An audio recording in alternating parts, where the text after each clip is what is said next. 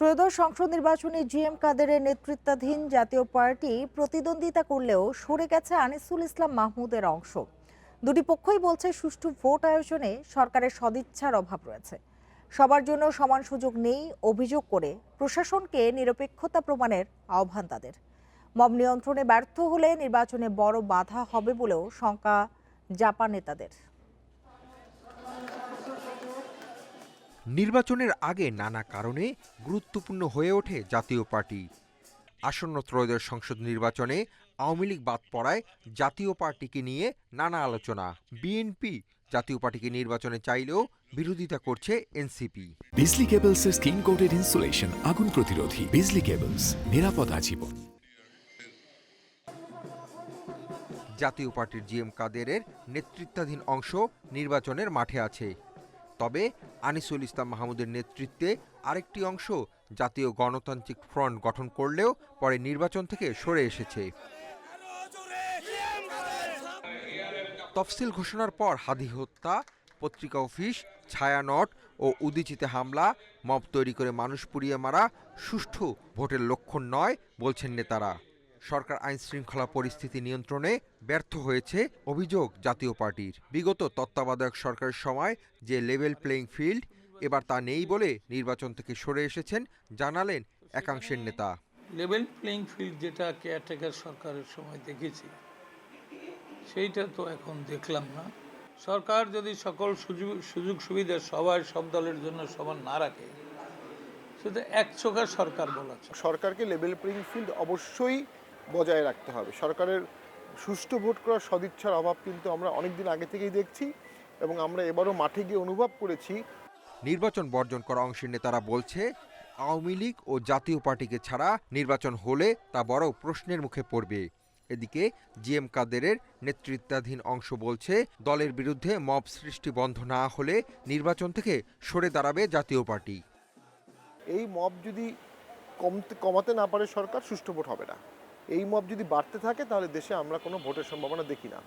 তবে এই মব যদি প্রশাসনকে কনজিউম করে ফেলে, পুলিশকে কনজিউম করে ফেলে, জাতীয় পার্টির প্রার্থীরা সমর্থকরা যদি নিরাপত্তাহীনতায় ভোগে, তখন আমাদেরকে রিট্র্যাক্টের সিদ্ধান্ত নিতে হবে। মব চটটাই তো একটা শক্তি প্রয়োগ, সেটা যদি নির্বাচন সুষ্ঠু নিরপেক্ষ হওয়ার ক্ষেত্রে বাধার সৃষ্টি হয়, এটা তো একটা ভয়ঙ্কর পরিস্থিতি সৃষ্টি করবে।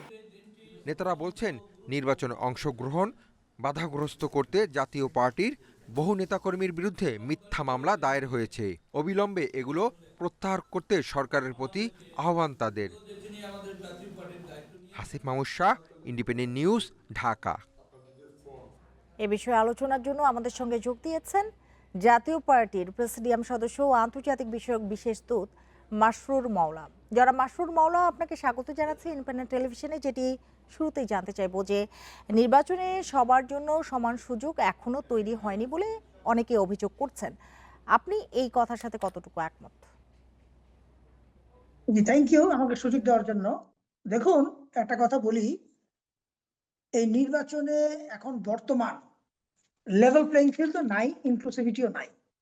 এই ইলেকশন কমিশন, আমি সরকারকে এখন আর দোষ দেবো না, আমি দোষ দেবো ইলেকশন কমিশনকে। ইলেকশন কমিশনের আমাদের 12 নম্বর রেজিস্ট্রেশন, প্রতীক নম্বর 12, এখন পর্যন্ত আমাদেরকে কোনো রকম কোনো ধরনের মিটিং এ আমাদের ডাকেন নাই বা আমাদের কোনো পরামর্শ নেন নাই। তা আমরা তো এইভাবে আমরা তখন বুঝে নিতে পারি যে সরকার মানে অর্থাৎ ইলেকশন কমিশন দুইটা দলকে খালি পক্ষপাতিত্ব করছে, দ্যাট ইজ ডিভাইড করে নিয়েছে অলরেডি, যে বিএনপি এন্ড জামাত। কারণ এটা এদেরকে আমরা ভিজিবল দেখছি, বাকি আর কোনো দল ভিজিবল নাই। এখন জাতীয় পার্টি হলো থার্ড লার্জেস্ট একটা স্টেক হোল্ডার, যেখানে জাতীয় পার্টি একটা সরকার গঠন করেছিল, মানে 10 বছর সরকারে ছিল। সেই জাতীয় পার্টিকে বাদ দিয়ে একটা নির্বাচন দেওয়ার চিন্তা করছে, তাহলে এটা কি করে এইটা ইনক্লুসিভ হবে, কি করে গ্রহণযোগ্য নির্বাচন হবে? এতদিন আমাদেরকে ব্লেম দিয়েছে আমরা হলাম আওয়ামী লীগের দোসর, তাহলে এখন তো এক্সাম্পল দেখা যাচ্ছে দোসর তাহলে কারা, এটা এখন একটা বড় কোয়েশ্চেন মার্ক রাখা যায়। তো সেই হিসাবে আমি বলবো যে এখানে কোনোভাবেই এখানে আপনার যেহেতু ইলেকশন কমিশন আমাদেরকে কমপ্লিটলি ইগনোর করছে, আর আমাদের দেখেন আমাদের কাঁধে আছে অনেকগুলি ফলস কেসেস, যেগুলা কেসেসের কোনো মেরিট নাই। আমাদের এখানে আরেকটি travel বিষয় একটু restriction জানতে রেখে চাই যে জাতীয় পার্টি নির্বাচনে থাকার বিরোধিতা করছে এনসিপি সহ কয়েকটি দল, এ নিয়ে একটু আপনার মন্তব্য জানতে চাই। আসলে দেখুন, আহ, এটা আসলে প্রমাণ, মানে প্রমাণ হয়ে গেছে সকলের কাছে যে জাতীয় পার্টি যদি জাতীয় পার্টি যদি নির্বাচনে আসে আর যে লেভেল প্লেইং দেওয়া হয়, সমান অর্থাৎ সমান সুযোগ সুবিধা সব দলকে যেরকম সেভাবে জাতীয় পার্টি দেওয়া হয়, তাহলে এখানে আসলে এনসিপি বলেন বা অন্য কোনো অনেকগুলি দল আছে যাদের আসলে অস্তিত্ব খুঁজে পাওয়া যাবে না। ওই জন্য তারা ভয় পাচ্ছে কি করে জাতীয় পার্টিকে ঠেকানো যায়। কারণ জাতীয় পার্টিকে ঠেকাতে পারলে তাদের একটা ধারণা হয়ে গেছে যে আওয়ামী লীগের ভোট তারা পাবে, তারা আরো অন্যান্য দলের ভোটগুলো তারা পাবে। এই ধরনের চিন্তা ভাবনা করে তারা চেষ্টা করছে যেভাবে জাতীয় পার্টিকে নির্বাচন থেকে ঠেকানো যায়। জি, আরেকটি বিষয় একটু জানতে চাই যে মব সন্ত্রাস এবারে নির্বাচনে কতটা প্রভাব ফেলবে বলে আপনি মনে করছেন? আরেকবার বলবেন। মব সন্ত্রাস এবারে নির্বাচনে কতটা প্রভাব ফেলবে বলে আপনি মনে করছেন? দেখেন, কান্ট্রিতে এট দ্য মোমেন্ট ললেস, কান্ট্রিতে কোনো আইন, ল অ্যান্ড অর্ডার নাই। হ্যাঁ, এখন প্রত্যেকটা জিনিসে এখন আমাদের জুডিশিয়ারি প্রসেসে যেতে হচ্ছে, কারণ যেহেতু ল অ্যান্ড অর্ডার নাই, কোর্ট এখন সিদ্ধান্ত নিচ্ছে। কারণ আমাদের হোম অ্যাডভাইজার বলেন বা আইন কানুন বলেন, তারা কোনো কিছু কন্ট্রোলের ভিতরে নাই দেশ। যার কারণে এই পরিস্থিতিতে এখন নির্বাচন যদি দেয়, আমরা জানি এখানে মব কালচার তো আজকে 15 মাস ধরে শুরু হয়ে গেছে। এই নির্বাচনে গেলে আমরা আমাদের উপরে আমি আশা করছি, যেহেতু অলরেডি ইলেকশন কমিশন দুইটা দলের উপরে একটা সাইড নিয়ে নিয়েছে, আমাদের উপর অনেক ধরনের একটা অ্যাটাক আসতে পারে, আমাদের উপরে হামলা আসবে, অনেক কিছু আসবে।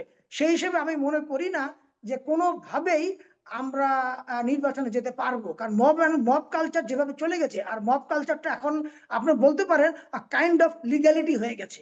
মানে ওরাই এখন ডিসিশন, ওরাই বিচার করছে। জি, জনাব মাসরুর মাওলা, আপনাকে অনেক ধন্যবাদ আমাদের সাথে যোগ দেওয়ার জন্য, আমাদের সময় দেওয়ার জন্য।